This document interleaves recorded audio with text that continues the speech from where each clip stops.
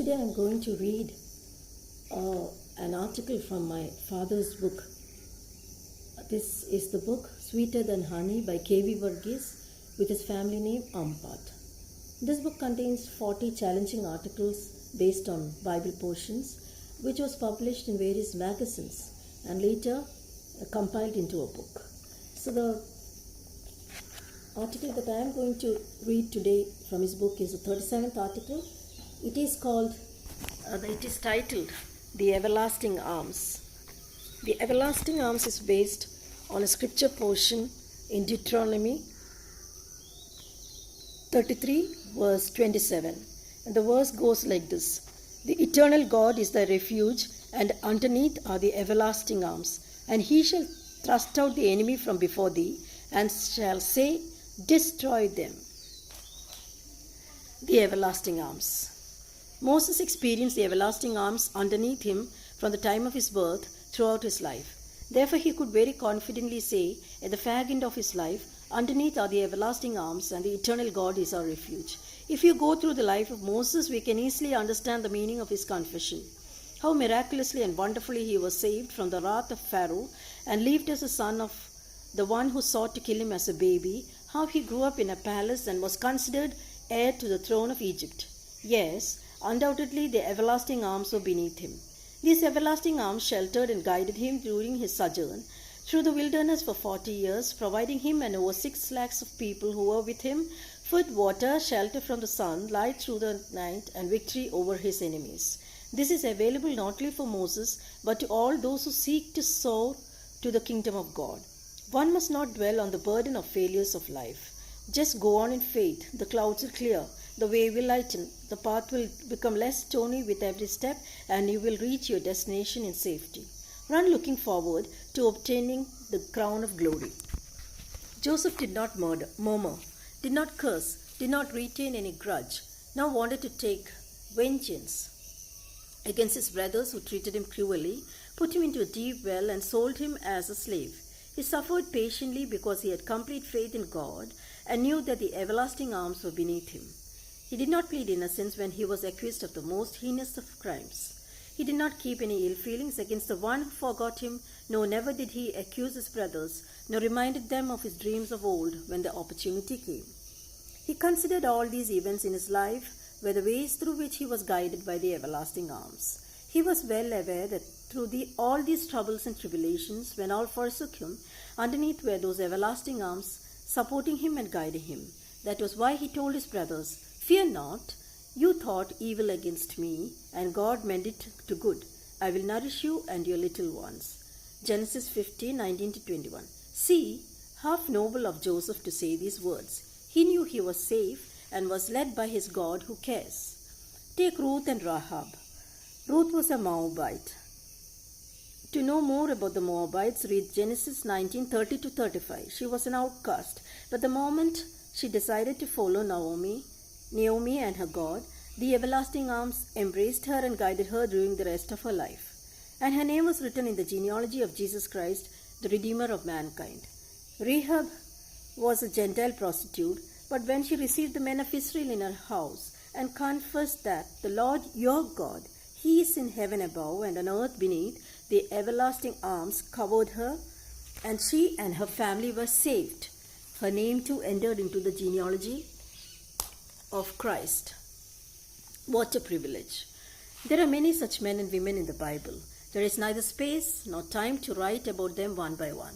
Joshua, Gideon, Samson, Samuel, David, the prophets of old, Peter, Paul, John, and other disciples of Jesus were some of them. They, because the everlasting arms were beneath them, subdued kingdoms, quenched the violence of fire, closed the mouth of lions, escaped the edge of the sword, defeated their enemies who were mightier than them, and above all obtained the promise of the crown of life. The everlasting arms were always underneath those that feared the Lord. The same arms are beneath all those who believe in Jesus, the Son of God, and accepted Him as a Savior and Redeemer. We live in a world that seems to burst under various pressures of natural and unnatural threats. Terrorism and natural disasters have become daily occurrences. Our adversary is relentlessly looking out to capture us. He knows his time is short, and as such is looking about to see whom to devour. In these last days, the devil is targeting those who love the Lord and their families, their health, their financial and spiritual life as never before. But remember, despite the dangers, slings and arrows of outrageous fortunes, God's people can live with an unshakable confidence in the safety of His everlasting arms. He shall cover you with His feathers, and under His wings you shall take refuge. The beloved of the Lord shall dwell in safety by Him who shelters him all day long. Deuteronomy 33:12. When we take refuge under His wings and seek His protection and covering, we do not have to fear the turmoil of our times. Christ is our protection and covering.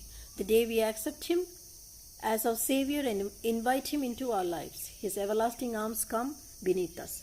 From then on, we will be guided and protected by Him. We do not have to be afraid when we go through the valley of death or through the terrors by night or the arrow that fires by day.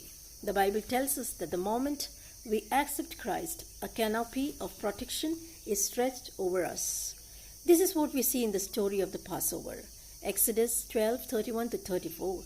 Today, Christ is our Passover lamb. 1 Corinthians 5:7 says, His blood keeps us safe, secure. Behold, I have graven you upon the palm of my hands, says Isaiah 49:16. That is the promise of His protection.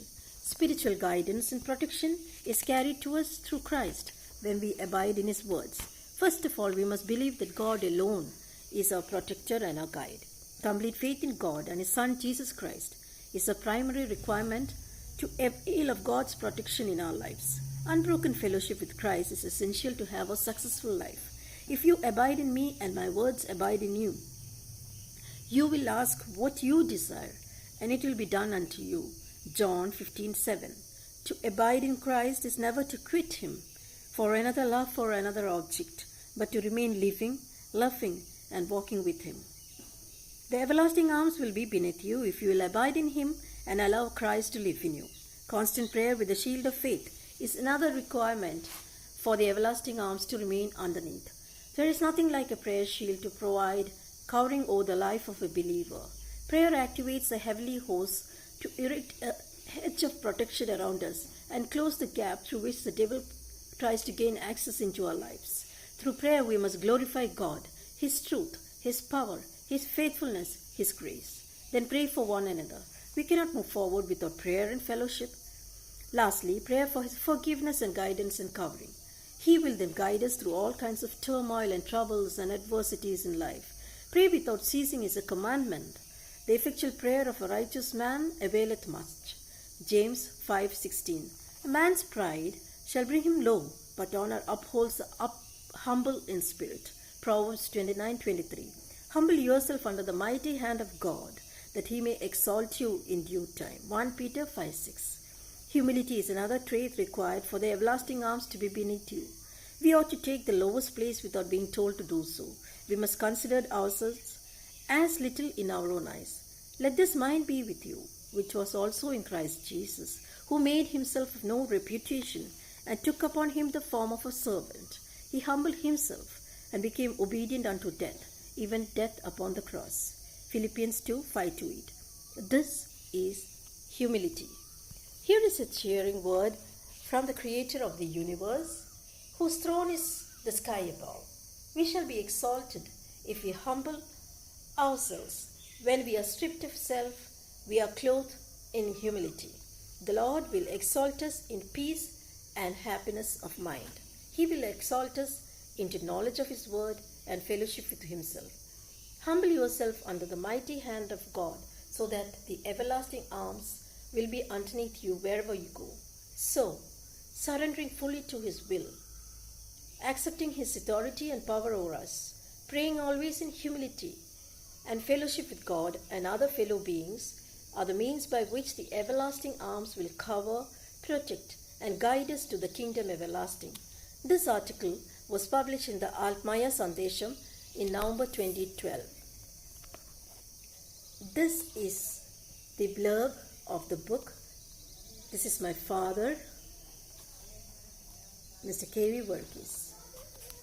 The name of the book is Sweeter Than Honey.